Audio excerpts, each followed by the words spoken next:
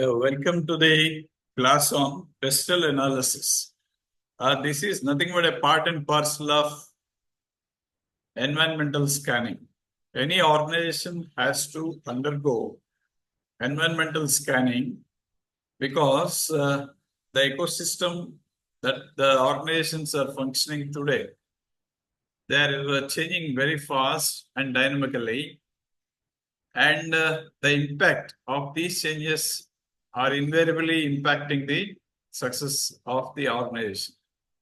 So any senior managers, while they are taking a strategic decision, they require a lot of insights about the factors or the determinants which impact their businesses.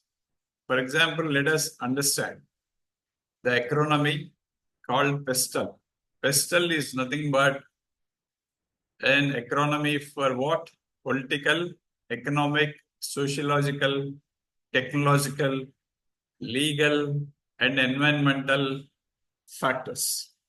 So this will help, this kind of analysis will help in a different range of situations and scenarios where we can guide the professionals or the senior managers in terms of the likely changes and impacts that are going to be made. So in that sense, PESTEL analysis is an ongoing and continuous activity. Let us understand one by one. So political factors, for example, political factors in terms of government stability, whether it is having an absolute majority or is a minority government, or some political instabilities there or not. So they are going to impact the country risk. So in that sense, we should understand the stability of the political ruling parties and the government as such.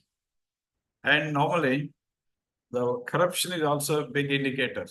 Corruption in terms of the ranking, India is not faring well. So in that sense, business organizations, or especially multinational companies, they look for such indicators before they entering into the countries. And the governments who are running the governments, I mean the power, the political parties who are ruling, they have their ideologies converted into the acts, or the rules, regulations, or government policies. For example, tax policies. In Indian case, it is GST is implemented by NDA government. And in that sense, the ideology of the ruling parties may become the government policies. So freedom of press is another indicator. Freedom of press is nothing but the ideas and the opinions of the citizens or the active journalism. All these things will help a lot in fostering a community where the openness is encouraged, and it will help the people to come out freely and express. And voter participation rates. For example, these are all indicators only. The recently concluded general elections in India, almost 73% of the eligible voters have participated in most of the constituencies, and they exercise their right to choose the government. So in that sense, the political factors normally impact the size of the government budget, whether this existing government, how do they spend their budgets on planned and unplanned activities, non-planned activities, and what kind of deficit financing they will undertake. All these such factors will be impacted with the political ruling class. So that is going to be impacting the business. Then economic factors. Economic factors are very, very, very crucial.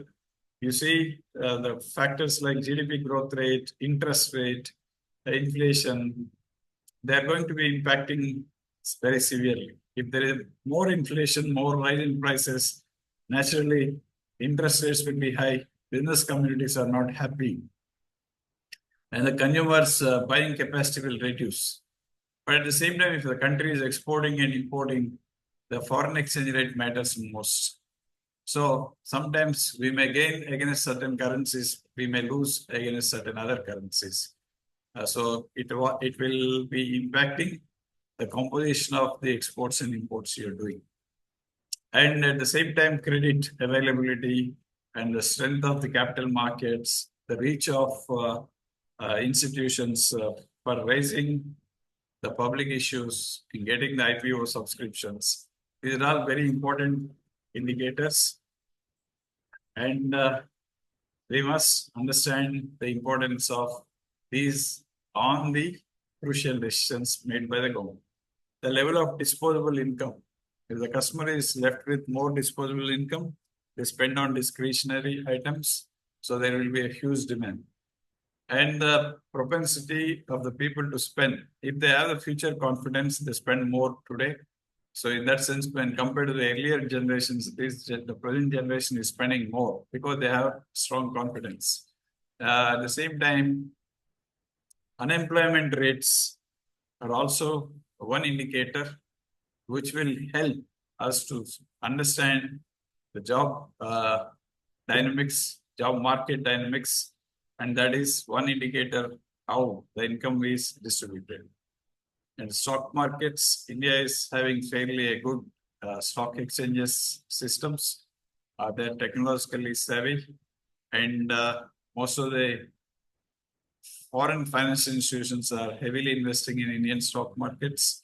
So they're going to give some confidence for the industries to raise capital whenever they need.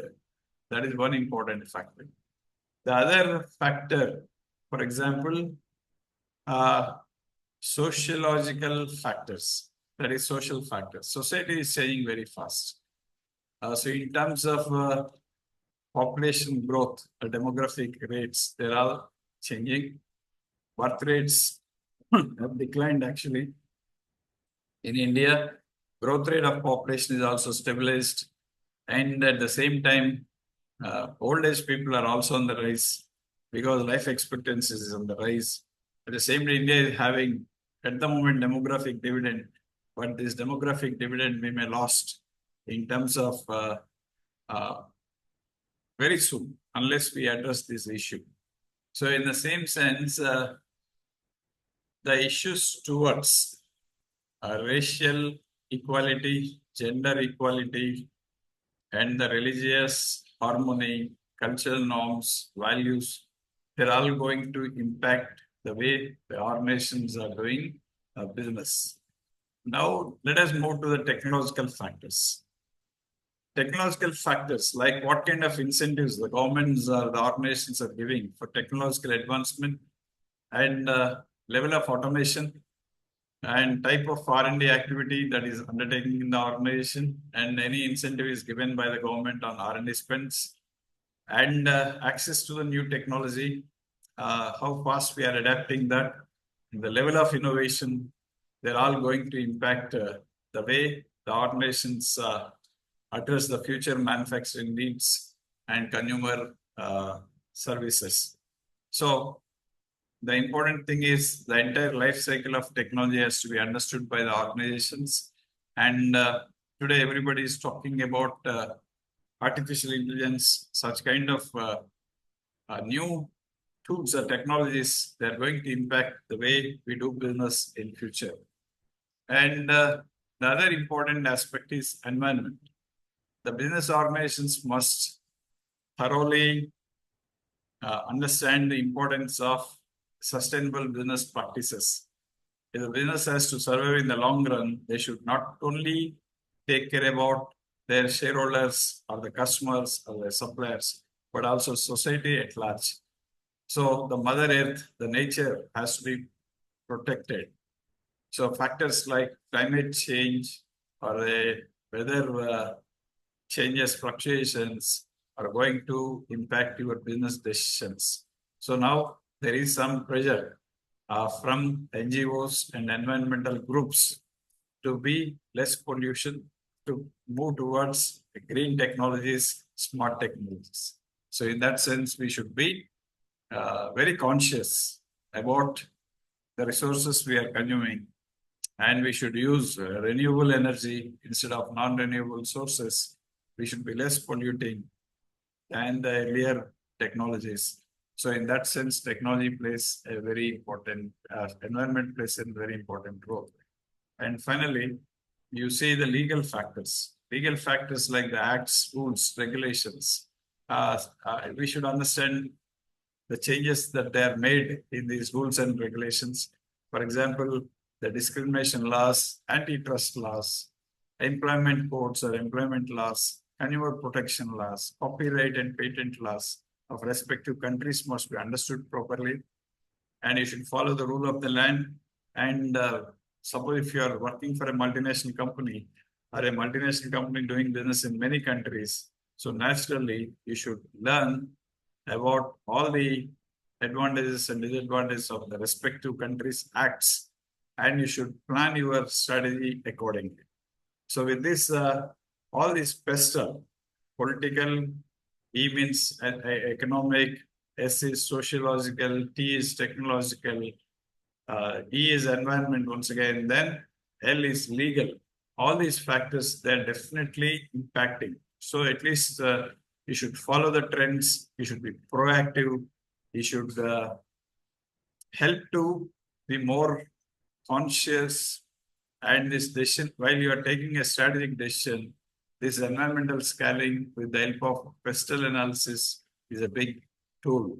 And that tool has to be utilized properly, and that will help the organization to survive in the long run. With this, we will end this discussion on PESTEL analysis, and I'll come up to you with another new concept in the coming class. I wish you have a great time. Thank you. Thank you very much.